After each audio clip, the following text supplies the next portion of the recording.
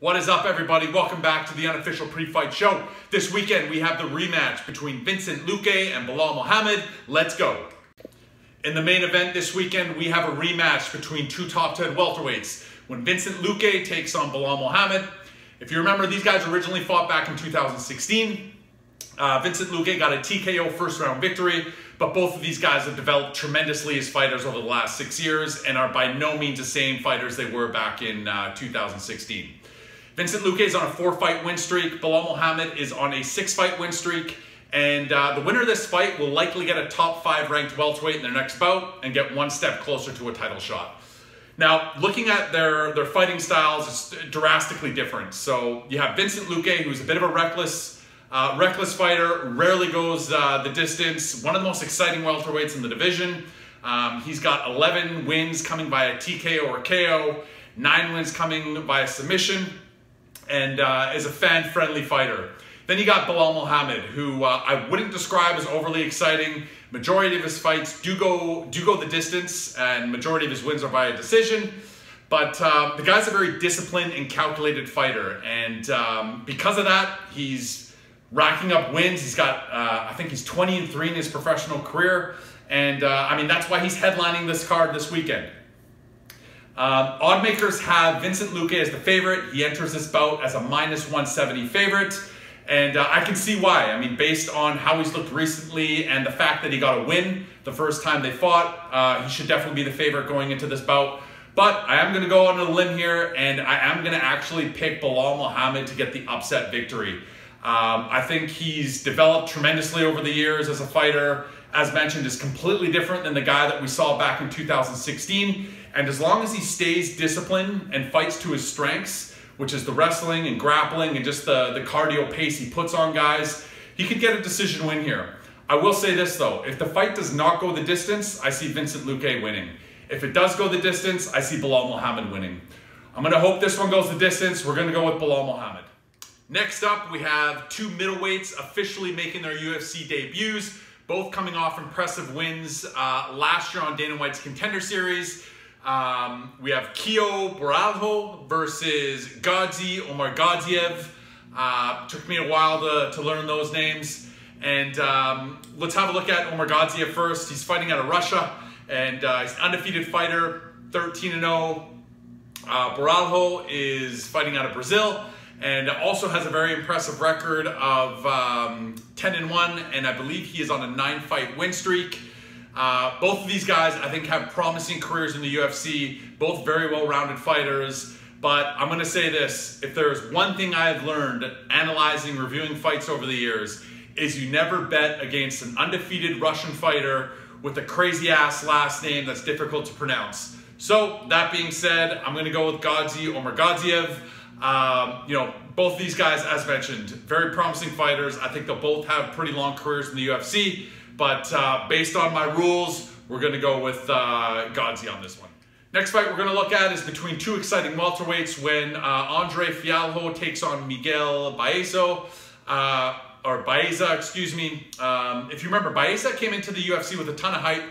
He had a impressive win on Dana White's Contender Series back in 2019 and had some early success in his UFC career. Now he finds him on a 2-fight losing streak and potentially fighting for his job this weekend.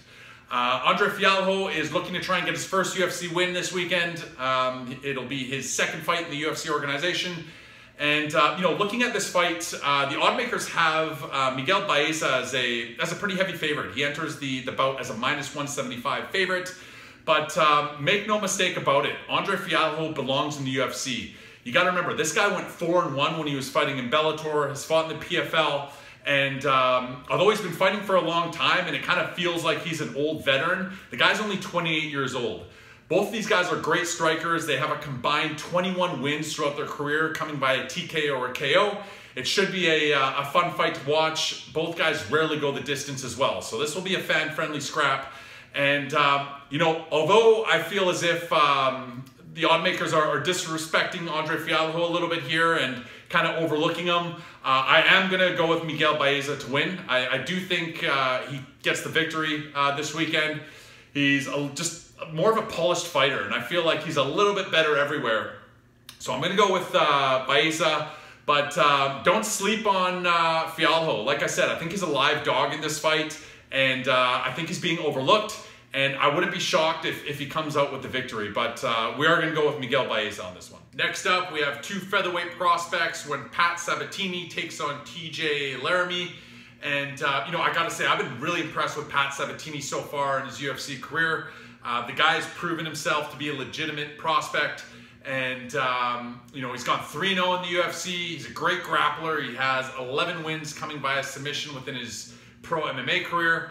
And this guy could be a dark horse in the division with a few more wins. TJ Larmie, on the other hand, is looking for his first UFC win. If you remember, he fought on Dana White's Contender Series back in 2020. Got an impressive win on the Contender Series, which earned him the UFC contract, but he did fall short in his UFC debut when he got submitted by Derek Minor back in 2020. So, you know, looking at this fight, although I believe both guys are well-rounded fighters, they do have a lot of potential, I got to go with Pat Sabatini.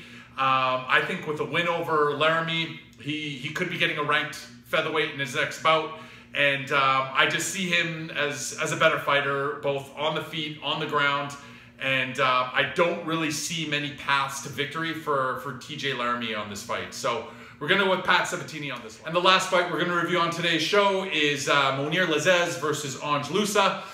If you remember, Lazzez was originally supposed to fight Zaleski. He pulls out with an injury on Tuesday, and Ange Loosa gets the call to fill in last minute here and is officially making his UFC debut on Saturday.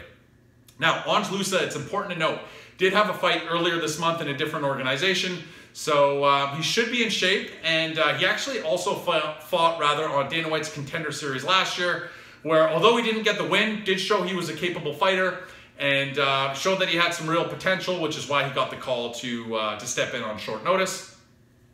Mounir Lazzez, on the other hand, is a world-class striker. If you're a fan of crisp, technical, exciting striking, then tune in to watch this guy fight. There's very few fighters I've seen that have the kind of skill and capabilities that this guy has on the feet.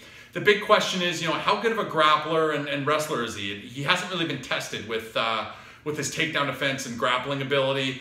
That's definitely going to be the path to victory for Loosa, is going to be to threat with that takedown and mix his striking and grappling throughout the fight in order to try and get the win. The big question will be, will Loosa be able to do that and implement that game plan successfully?